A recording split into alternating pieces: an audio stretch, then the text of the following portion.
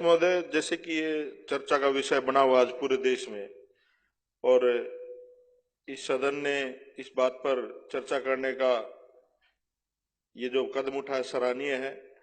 आज हम राजघाट पर गए थे तो वहां पर एक अद्भुत सा आश्चर्य हुआ और यहाँ पर भी मुझे देखने को मिला। मदन लाल जी बार बार कह रहे हैं हम आपके साथ हैं।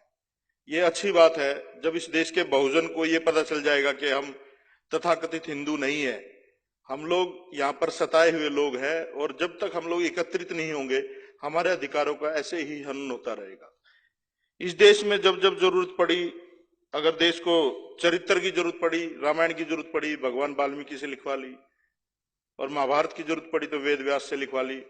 और जब इस देश में अच्छे अच्छे स्कॉलर थे, बहुत सारे लोग थे, कुछ लोग कहते हैं बाबा साहब ने कॉपी करके लिख दिया, संविधान वो लोग भी लिख सकते थे, लेकिन एक दलित से ही क्यों लिखवाया गया? हमारी काबिलियत की अगर बात करें तो उसमें कोई अतिशयोक्ति नहीं होगी।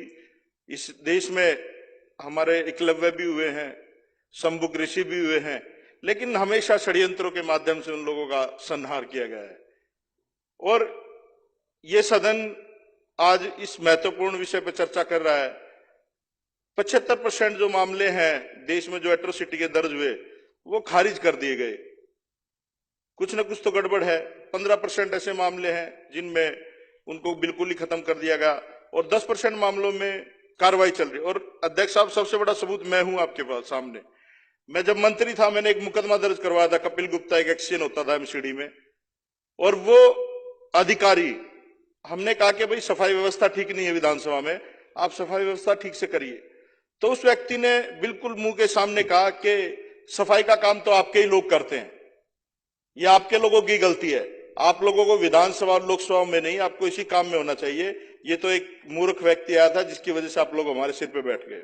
और मैं तो सैल्यूट करता हूं जो सावित्रीबाई फुले जो एमपी है बीजेपी की, उन्होंने इस्तीफा दिया बीजेपी से और इन लोगों को चेताया है। मुझे ऐसा लगता है अध्यक्ष साहब, ये जो आरएसएस है ये एक तरह से जैसे आतंकवादी संगठन होते हैं, उनका एक टारगेट होता है। उनका जैसे लादेन अमेरिका में एक हेलीकॉप्टर में पायलट बिठा करके एक बिल्डिंग में घुसा देता, उन्हें कोई मृत्यु का भय नहीं था, कुछ नहीं था, उन लोगों का एक टारगेट था। ये ईवीएम हैक करके या जो भी करके, जैसे भी तिकड़मबाजी करके सरकार में ये लोग आए और इन लोगों का एक उद्देश्य है कि यहाँ के गरीब को, दलित को, पिछड़े को एक उसी जगह खड़ा कर दिया जाए ला करके जहां से इनके पूर्व जाते थे। और हमें एक ऐसी दृष्टि से यहां पर देखा जाता था कि हम लोग मानव के रूप में है ही नहीं, वो होता है।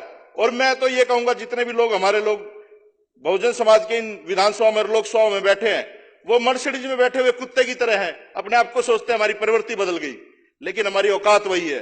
कोई भी जो भी यहां पर बैठा है, आप अपनी औकात ना भूले भाई। ये जो मनुवादी लोग हैं, जो ब्राह्मणवादी लोग हैं, ये लोग ऐसे ही उत्पीड़न करेंगे, ये लोग ऐसे ही प्रहार करेंगे। फिर मैं गुरुजी वहां पर गया अपने यूनिवर्सिटी में, वहां पर प्रोफेसर्स बैठे हुए थे, हमने पूरा यूनिवर्सिटी का मार्च निकाला।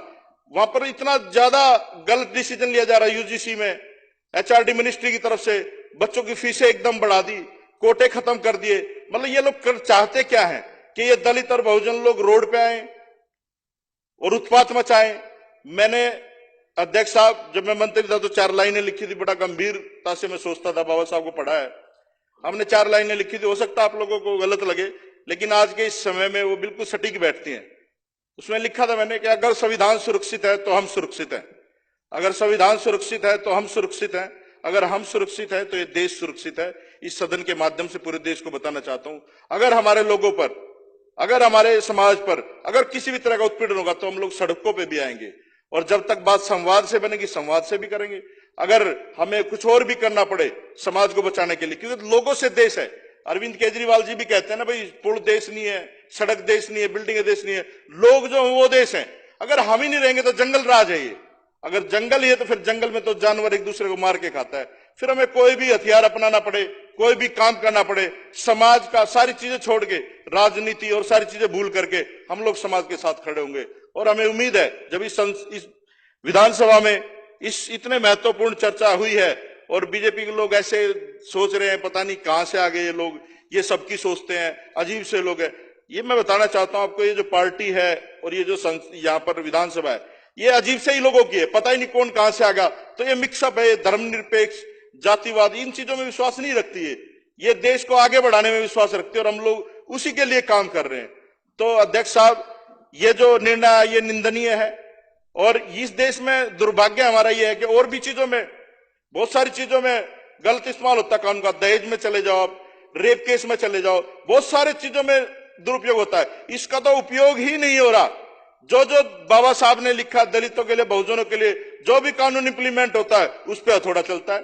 चाहे रिजर्वेशन का हो, चाहे किसी भी तरीके का देख लो आप, हर चीज में बात होती है। अब लोग कहते हैं आर्थिक आधार पर रिजर्वेशन होना चाहिए। अरे भाई, रिजर्वेशन गरीबी हटाओ उन्मूलन थोड़ी ना है, ये सामाजिक समरसता की, समानता की बात है। वो समझ में आएगी जब अब दो लोग कहते हैं दलित राष्ट्रपति है जी। भाई दलित, तुम लोग फिर किस समरसता की बात करते हो? भाजपा के लोग ही कहते हैं दलित राष्ट्रपति है। क्या पहले राष्ट्रपति नहीं हुए जब तो उनकी जाति से संबोधित नहीं किया गया? संदीप जी कंक्लूड करिए। अध्यक्ष साहब धन्यवाद, आपने इस सेंसिटिव मुद्दे पे बोलने का मौका दिया। और मैं तो ये चाहूंगा कि इस पे कल जो ना, मैं तो बाहर बैठूंगा ही, काली पट्टी मुंह पे बांध करके बाहर बैठूंगा विधानसभा के। कुछ लोग साथी हैं जो हमारा साथ दें, जिसको दर्द हो, क्योंकि ये बहुत सेंसिटिव मुद्दा है। अगर आम आदमी पार्टी के लोग सड़क पे नहीं आएंगे और तो किसी से उम्मीद है नहीं। ये तो सारे चाचा ताऊ के बच्चे हैं, अपने मिलजुल के खेलते हैं। तो धन्यवाद अध्यक्ष साहब, आपने इतने मुद्दे पर बोलने का मौका दिया।